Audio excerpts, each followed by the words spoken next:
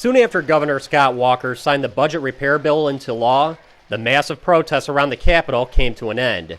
However, supporters of collective bargaining were not about to quit. Governor Walker, we have a message for you.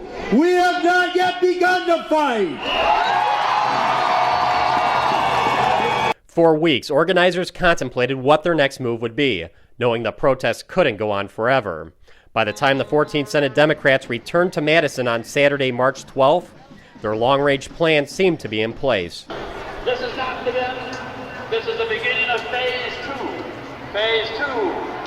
Phase two election. We're going to take over. We've got the recall elections. Let's show them we can do it. Democrats and their allies eventually want to recall Governor Walker. But they can't start that process until he's been in office for at least a year. So instead, they're focusing on 8 Republican senators. Mary Razich of New Berlin, Dan Kapanke of La Crosse. Love it, love it. So call people that you know that live in those districts and do your best to convince them to support a recall petition. The recall elections will likely take place sometime over the summer.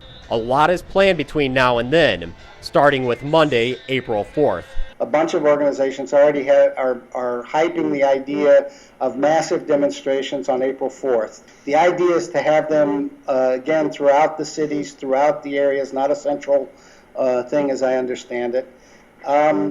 Anyway, that is something that we can build momentum for and that can really help move things forward. The general election will be held the next day on Tuesday, April 5th. Come alive!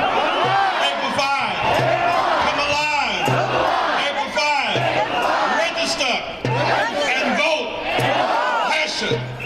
Register and vote for change! The Supreme Court race is key. Right now, the court leans conservative, but that can flip if Joanne Kloppenburg defeats incumbent David Prosser, and that could put the new collective bargaining law in jeopardy. I'm going to vote out your crony, Supreme Court Justice Prosser. Goodbye, Prosser.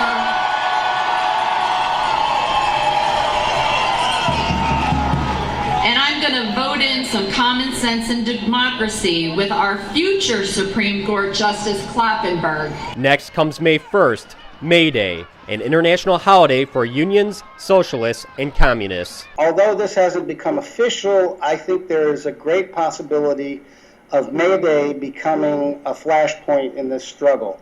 You already have tremendous commitment from the immigrant rights organizations and the immigration movements for this date, for the May Day demonstrations, but you're also seeing a lot of sentiment in the labor movement for bringing May Day back to its rightful place in our struggles. And I think it has real potential. I think everybody needs to be talking it up with their local coalitions, with their friends, and getting the buzz out that this is really something that we need to concentrate on.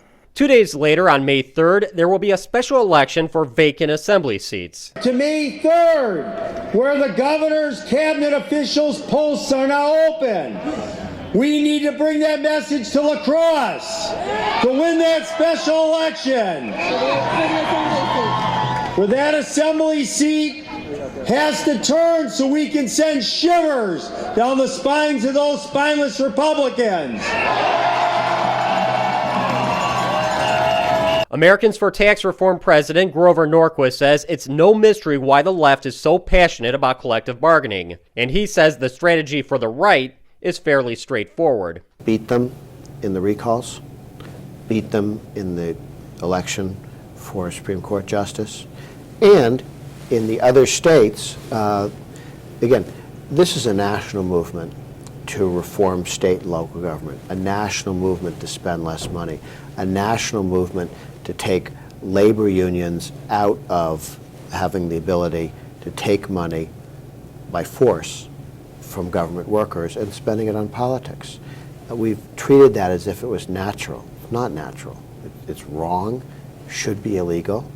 It's immoral to allow somebody to say to somebody, you can only have your government job if I get $1,000 out of your salary and I'll use it to play politics with. That's wrong on so many levels, and yet it became central to the modern Democratic Party's capacity to compete in American politics.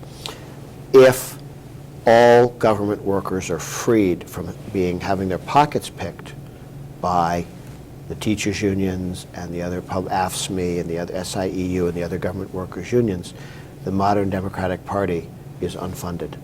They will have to appeal to people based on providing good government, not kickbacks. In the meantime, Democrats aren't going to take that lying down. Well, we're going to move forward from here on. We're going to move forward. How many of you vote? How many voters here? My gosh, and all those voters, we're going to make a change. We're going to make a change. You know, Wisconsin has a progressive tradition. Wisconsin is proud of its support of its public employees. It's proud of its support of its teachers. Proud of its support of municipal employees. And we're going to keep fighting for you as long as we can. For the MacIver Institute, I'm Bill Osmolsky.